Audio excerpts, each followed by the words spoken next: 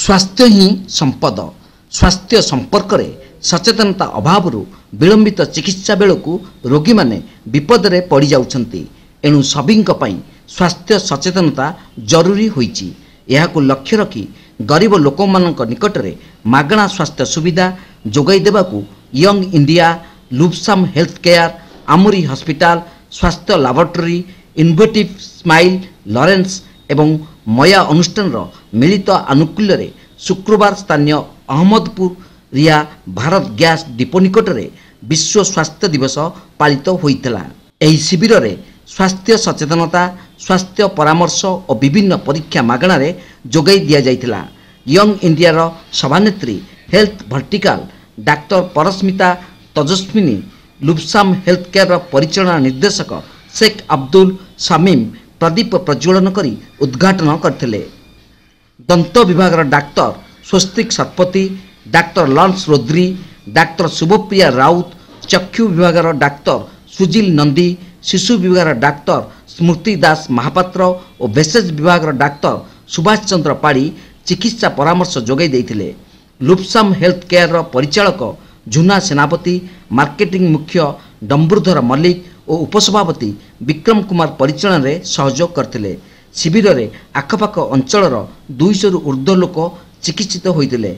सेहीपरि जातीय Ayush mission पक्षरु सेवकसाही grammar Jageshwari मंडप रे एक भ्राम्यमाण आयुष चिकित्सा शिविर अनुष्ठित होइतिला। डाक्टर दुर्योधन बेहेरा, डाक्टर विपिन बिहारी दास, डाक्टर दीप्तिशिका साहू चिकित्सा सेवा और सचेतनता प्रदान करथिले। सौभाग्य लक्ष्मी प्रधान और मनोज कुमार षडंगी सहयोग करथिले। मेडिसिन स्पेशलिस्ट आछंती, तापर पीडियाट्रिक स्पेशलिस्ट आछंती, गायनोलॉजी आछंती, तापर हम डेंटिस्ट आछंती, आई हॉस्पिटल एलबी प्रसाद और लॉरेंस दीदा मिसिक आई हॉस्पिटल डॉक्टर मैंने आछंती। एटी लोक बहुत माने मागणा रे सब चिकित्सा होची, जहाँ माने फ्री ऑफ कॉस्ट ए आम पाखे 50 जन लोक देखी गले और लोक लाइन। आज विश्व दिवस उपलक्षे आमर लुब्साम हेल्थ केयर और यंग इंडिया तरफ एक मागणा स्वास्थ्य शिविर अनुष्ठित होची। एटी आमे प्राय बहुत लोक गरीब लोक आमे सेवा जोगाई दउचु, परामर्श एवं चिकित्सा आउ किछि औषध मध्य जोगाई दउचु। आउ ये फास्ट टाइम साक्षीगोपाल अनुष्ठित होची।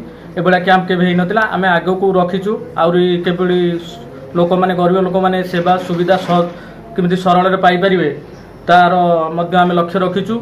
आउ ये जो बिल्डिंग स्ट्रक्चर को भलकरी बनैकी आमे नुआ नुआ सब डिपार्टमेंट खोली बोली आमर भविष्य रे आशा अछि। तेणुक ये जो स्वास्थ्य शिविर को आमे भल भाव में आयोजन करछु। लोक माने गरीब लोक माने केमिति सस्ता सुंदर रे सेवा पाई परिबे बहुत लोक को आमे 2-3 दिन धरी आमर प्रचार और कैंप जरिया रे आमे लोक को सब सचेतन करिछु।